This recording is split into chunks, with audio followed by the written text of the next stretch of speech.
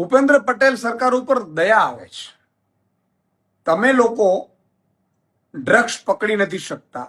ડ્રગ્સનો બેફામપણે અત્યારે અહીંયા વેચાણ થઈ રહ્યું છે અને ડ્રગ્સ ઉંદર ખાઈ જાય છે. તમારું અફીણ છે એ હવા ખાઈ જાય છે અને આખું ગુજરાત રામ ભરોસે ચાલે છે. પરંતુ આમ આદમી પાર્ટીના કાર્યકર્તાઓ ઉપર અત્યાચારની સીમા તમે વટાવી દીધી છે. તમારાથી ગુજરાત તો સંભાળાતું નથી. અને આમ આદમી પાર્ટીના કાર્યકર્તાઓ જે લોકો માટે અવાજ ઉઠાવે છે, લોકો માટે પોતાના મુદ્દા રજૂ કરે છે, એના ઉપર ખોટી એફઆઈઆર કરો છો. એટલે આખી ગુજરાતની પોલીસ તમે અત્યારે આમ આદમી પાર્ટી પાછળ લગાડી દીધી. એટલે પછી ડ્રગ્સ બેફામપણે વેચાય, દારૂ પણ બેફામપણે વેચાય અને કાયદો વ્યવસ્થા કથળી ગઈ.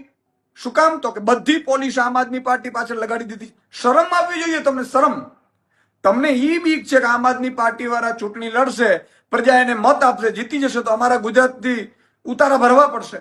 પણ ગુજરાતથી ઉતારા ભરવા પડશે, નડશે નહીં, પણ આમાં તમારી આબરૂનું ધોવાણ થાય છે. આજે પોરબંદરમાં ગત રોજ તમે 2-3 કાર્યકર્તાઓ ઉપર એફઆઈઆર કરાવડાવી છે. આજે જામનગરમાં કાર્યકર્તાઓ ઉપર એફઆઈઆર કરાવડાવી છે.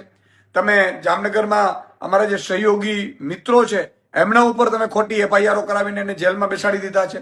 તમે સુરેન્દ્રનગરમાં જે લોકોનો અવાજ બનતા હતા કમલેશ કોટેચાની આખી ટીમ, એમના ઉપર ખોટી એફઆઈઆરો કરી છે. આખા ગુજરાતમાં છેલ્લા લગભગ 1 મહિનાની અંદર 50 થી વધુ એફઆઈઆરો અમારા આમ આદમી પાર્ટી ઉપર ના કાર્યકર્તાઓ ઉપર તમે કોઈ ના કોઈ ખોટા કેસોમાં કરી છે. શરમ આવવી જોઈએ. કાયદો ને વ્યવસ્થામાં તમે પોલીસનો પણ દુરુપયોગ કરો છો અને તમને એટલો બધો ડર લાગે છે તમને આમ આદમી પાર્ટીનો કે તમે ખાખીને આગળ કરી દો છો અને ખાખી પાછળ તમે એટલું ખોટું કરાવડાવો છો, બુટલે કરીને આન તેન, એટલે એને ફરજિયાત કરવું પડે છે. પોલીસને પણ મારે કહેવું છે કે તમે પણ બંધારણના સોગંદ લઈને આવ્યા છો, ખોટા કેસો કરો છો, તમારી આત્માઓ તમને મંજૂરી આપે છે, બહુ ગજબ કહેવાય. એટલે મહેરબાની કરીને એટલું જ અત્યાચાર કરજો કે તમે સહી શકો. બરોબર છે? કરમ કોઈને છોડતો નથી.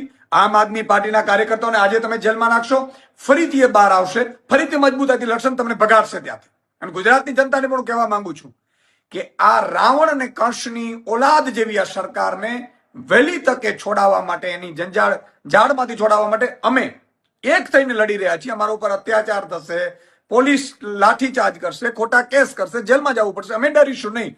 પણ આગામી તાલુકા જિલ્લાની ચૂંટણી આવે, તમે મહેરબાની કરીને જ્ઞાતિ જાતિ ધર્મ વેચાય વગર ઝાડુનો બટન દબાવજો અને આ કંસની રાવણની સરકારને દૂર કરજો.